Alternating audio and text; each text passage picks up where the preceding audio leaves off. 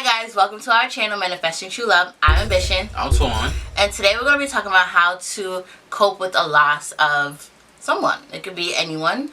We're going to be talking about our loss, but this applies to anyone that, you have lost. So, like I said, we're going to be talking about how to cope with it, because honestly, when you lose someone, there's never a way to get over it.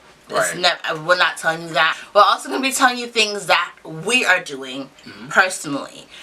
This may not work for you. We're not telling you to do these things. We're sharing our story, our experiences. If you want to take something from it, then by all means do so. We are here to help you guys.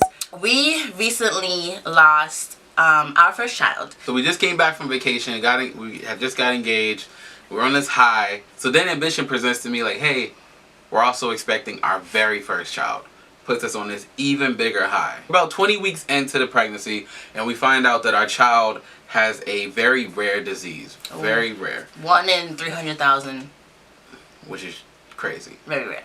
And so we ended up having to terminate our very first baby girl. And it leads us to this point of how to cope with a loss. This is our first loss that we've had to deal with. Being together for 10 years, very lucky. And it's something that I think we both had to take a step back and really observe and see how each other would handle it, because it's something we never have gone through before. So I know personally for myself, because I don't want to say like as the man in the relationship, but like as the man, I'm not the one carrying the child, but I also felt a very huge burden on my back, like with the loss.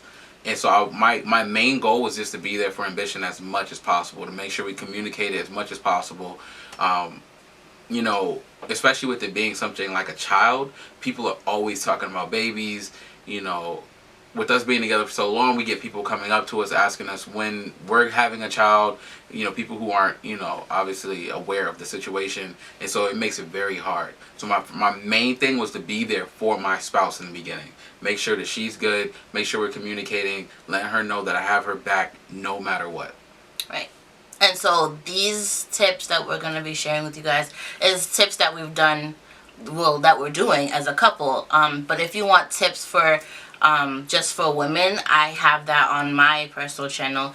Go ahead and check that out. I'll leave it in the description bar. But let's get into the tips as a couple, how to cope with a loss. The first thing that we have been doing is not blaming each other. In the beginning, it was like I felt it was my fault for some reason, because I don't know, we didn't know what the issue was at first for the reason why we had to terminate it. It was after we terminated we found out what the baby had. But I thought it was my fault. I was like, oh, was I not eating right? Did I eat the wrong thing? Did I do the wrong thing?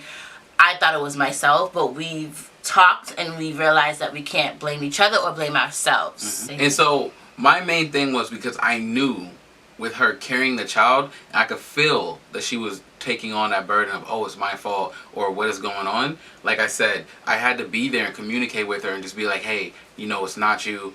It could also be me, because I'm weird. But you did say that, and I had to tell him that too. Like, we don't know what it was, so we can't blame each other at all. Yeah. And so once we got, past the blame, which really didn't last that long, because we communicate very well. And that's why I always tell you, the main foundation in any relationship is communication.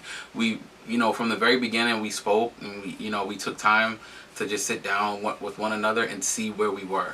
Yeah, and that's the next thing that I was about to say, is that talk to each other. Talk about what happened. I know a lot of people, I'm in a Facebook group as well for women that lost pregnancies, and a lot of them complain that their husbands don't want to talk about it. And I feel like that's something you shouldn't do. You should be able to talk about what happened and acknowledge it. And both of you guys should be free to talk about it whenever you want. It's never like, okay, we're going to talk about this week and that's it. Yep. It shouldn't be like that. So the next thing that we're doing is supporting each other. So in the beginning, grieved a little bit differently. I shut down. I would literally be in the room, dark, and I wouldn't speak. And I think because I was internalizing it a little bit more than he was, I would cry in the shower or other things. I don't know how you was grieving, but and my grieving was a little different. So I was crying in the shower. Oh. Poor shower. So I would cry in the shower. In the beginning, we communicated very well, but I also didn't want to burden her with my sadness. And so I really tried to hold a front, and it was only for literally like 3 days, and then she was like, yo, what's wrong with you? So, yeah, that's another thing. You just said that. Yeah. Don't do that. Don't hold back either. Because then I thought that, I think I said this to you too. I was like, are you not sad? Like, you know, so because I didn't see that, I thought he was fine.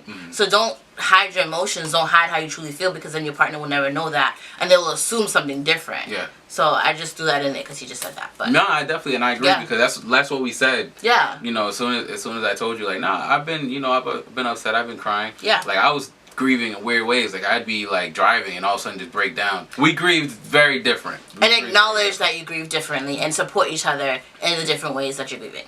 Very true. I will also say, whenever I saw that she was grieving, whether she was in the room with the lights off, I would just come in, you know, and lay with her. Yep. And then we started to grieve together. So something that we also are doing is seeing a therapist. So I recommend, if you are open to it, is seeing a therapist and just talking to someone else. Sometimes talking to family and friends is not always the best thing. I think for us, it was not helpful at all. And so seeing someone else that didn't know our story, didn't know us, was actually quite helpful. Just to let your feelings out. And it's not a knock on family. It's just sometimes if they haven't taken that specific loss that you're going through, then it's really hard for them to give you any words besides just words of encouragement, like, hey, you're going to get through it. But how? You know, like... Yeah, how is a big point. We took it upon ourselves to seek a therapist on our own, and that's what we wanted to do. And if you wanted to do that, then by all means do that. If you find that your friends and family is better, then do that. The point is to just seek someone else and communicate elsewhere. Back to the therapist real quick is see one as a couple or individually as well, because sometimes it doesn't have to be a couple. I'm seeing my own as well because of this. So if you find that it's helpful to do it together or separately, the point is to just see one if you feel like you need to. Right. The next thing is to take a trip and make new memories. Sometimes when you experience a loss, you get soaked and sucked down into that bad memory. But if you make new ones and do something new, then it kind of like, it doesn't go away, but it helps cope and you have something else to think about. Just to add on to what she said, create new memories. That means go on more dates, you know, take time to just watch TV together, spend more time together, go on walks. So another thing is to find a way to honor and celebrate the milestones. So again, because we had a loss of a child, we're going to be celebrating the time she was supposed to be due. So we're going to be doing that. I don't know what we're going to be doing yet, but again, acknowledging it is something. Because if you just pass by the death of them or their birthday, you're going to feel worse. So if you just honor them and celebrate them in your own way, then do so. So the next thing is to talk about the future. So again, we lost a child, so asking questions, you want to try again, do you want to adopt, what's the issue, that is the best thing to do, because if you don't talk about the future, it'll be more scary for you, and again, not acknowledging things ends up being worse. So for us, we are talking about that, and open communication, like we always say, is key. And then our last point will be, make sure you're doing self-care, taking care of yourself. Like I said, you know, Ambition's going to the gym, I'm going to the gym. I actually spend more time now playing basketball and doing things that I love. I'm recording more music. I feel more inspired. And, you know, I recommend go get a massage. Go for a run. Anything that kind of just helps you, you know, and take care of yourself. I like to get my hair cut weekly. Ambition likes to do her nails and her hair and her makeup. That's all I got. Take care of yourself, basically. And don't let this loss consume you. Exactly.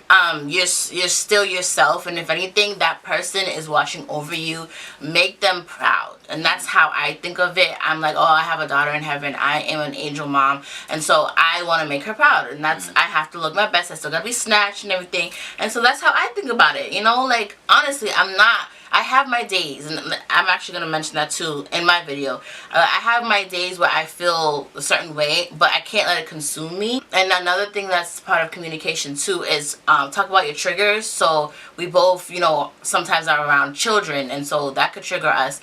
But if we talk about it, we'd be like, hey babe, I just got triggered. We're there for each other. So that is also something that we do. So if you have anything else that you want to mention about how you cope with your loss, I am so sorry if you recently or have a loss in general, because life is a cycle, so it happens. But we are here for you guys if you need us to be. And don't forget to like, comment, and subscribe, and follow us on our Instagram at manifesting_true love. And keep loving yourself and loving others. Bye guys.